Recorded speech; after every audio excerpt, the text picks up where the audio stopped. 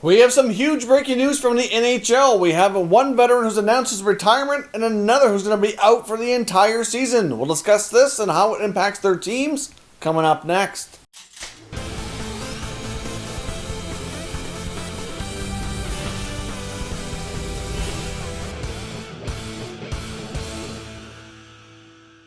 So welcome back to another video here at Top Shelf Hockey. Now, as I mentioned, we have some pretty substantial breaking news here from the NHL, part of which came out in the last couple of hours and part of which just broke here in the last few minutes as I record this video. So first up, St. Louis Blues forward Alex Steen has officially announced his retirement from the NHL. Now, he had 1 year left on his contract at $5.75 million.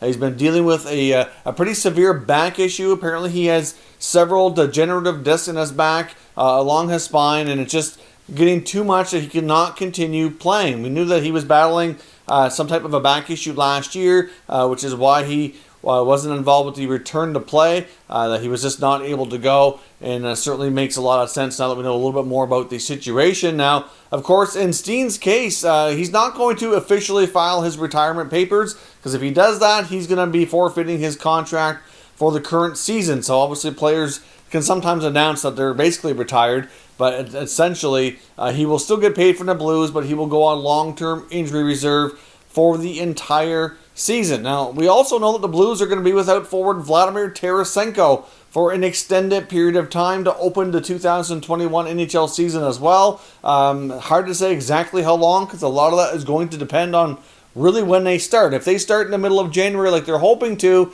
then at this point it's likely that Tarasenko is going to be out for at least the first couple of months, because I believe we're looking at, I think it was late February when he can be reassessed. Doesn't mean he's going to be able to play then, just to be reassessed. So, we very well could be into March or more before he's able to play, and that's assuming everything with the rehab goes well and he doesn't have any additional setbacks, because he's already had setbacks before, had to have additional surgery. So if this is all corrected and he just needs his time to heal and recover, then obviously, that's going to be a while. So to start the year, they're going to be without a couple of key veteran guys. But at the same time, it does give them some much-needed cap flexibility. Now, right now, from a cap perspective, they do need to sign restricted free agent defenseman Vince Dunn. I don't see that being a long-term or very expensive contract. At this point, I would say that Dunn's probably going to get a couple of years, at most 1 or 2 year deal, probably around 2.5, 2.75 million, something to that effect. If I had to gauge where his contract's going to land, that would be my guess. He probably wouldn't want to lock in too long. He'd probably still be an RFA at the end of the deal. Obviously, with everything where it is with the financial situation, I would think he's probably going to want to take a shorter term deal anyway and then have things reevaluated. You're not seeing very many players, unless you're at the very top of the list here, kind of get long-term deals. Even we saw a guy like Taylor Hall take a 1 year deal, for example. So Dunn likely gets a 1 or 2 year deal, $2.5 million, something to that effect. So they don't have, a lot of flexibility right now, but with these additional long-term injury reserve reliefs, they will. They've been linked to be looking for an additional scoring type of forward. A guy like Mike Hoffman's still floating around out there. Obviously, Granlund's out there too. You got Anthony Duclair. There's some other interesting players out there that they could certainly look to bring in. So that would not be surprising if they do that. I mean, they do have some capable young players as well that they could give more of an opportunity to as well. But I guess we will see. They will have the flexibility now with Steen confirming the injury situation, that they could go out and get somebody. But getting Hoffman might be tricky. He might want more money than they're able to offer. But they could go to a lesser extent, like a guy like a Granlund, or like I said, maybe even a Duclair or somebody like that who might be willing to play for maybe that $3.5, maybe $4 million range, somewhere around there. And they could kind of sit tight for a little while too. But we will see. Either way, the Blues get some big news from Steen. He's had a heck of a career, 15 years in the NHL. Started off with the first 3 years with the Maple Leafs. Got traded in that somewhat infamous trade. Of course, it was Alex Steen and Carlo Colaiacovo going from the Leafs to St. Louis for Lee Stempniak. So it was a pretty big trade for both clubs. I think it worked out quite nicely for the Blues. Obviously, Steen having a 15-year career.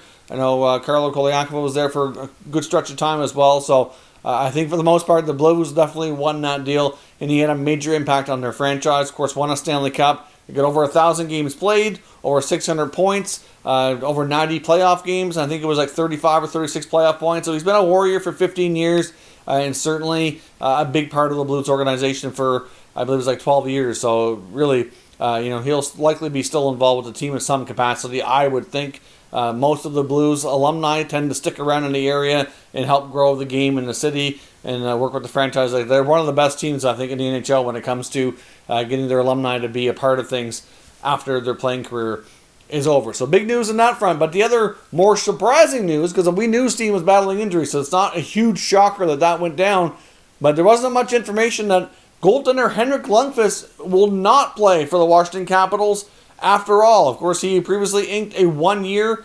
$1.5 million contract with the Capitals as a free agent after being bought out by the New York Rangers. And now Hank is not going to be able to play due to a heart condition. Apparently, he's been seeing specialists and doctors, doing a variety of tests over the past couple of months. And after he said their most recent test results earlier this week, it was determined that this was the best course of action for him, that he should not be playing until he can get this procedure corrected, and situation corrected and resolved.